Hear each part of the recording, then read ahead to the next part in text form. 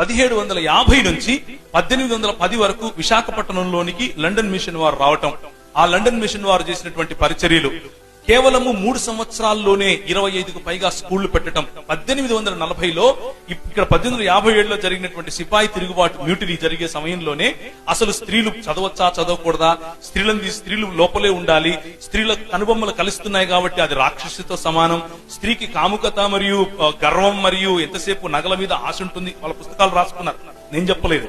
కాబట్టి దాన్ని దూరం పెట్టాలి, ఎప్పుడు స్త్రీకి సత్యం చెప్పకూడదు, స్త్రీ ఎప్పుడు వాగుతూ ఉంటుంది కాబట్టి అందరికీ చెప్తుంది. ఇలాంటి విచిత్రమైనటువంటి ఆలోచనలు క్రియేట్ చేసి స్త్రీలను మరుగుపరిచేసిన సమయంలో బాలికలకు స్కూలు పెట్టిన మొట్టమొదటి సమాజం మన సమాజం.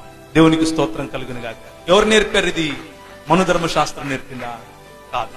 66 పుస్తకాలు ఉన్నటువంటి బైబిల్ గ్రంథం ఈ రోజు ఒక స్త్రీ పైలట్ అవుతోంది అని అంటే, మన దేశంలో ఇందిరాగాంధీ ప్రధానమంత్రి అయ్యింది అని అంటే, మన దేశంలో ఈ రోజు కల్వకుర్తి చంద్రశేఖరరావు గారి కుమార్తె కవిత గారు ఎంపీ అవుతున్నారంటే దాని వెనక కారణం ఎవరు? అదిగో వెనక పైన కనిపిస్తున్నారే వాళ్ళు.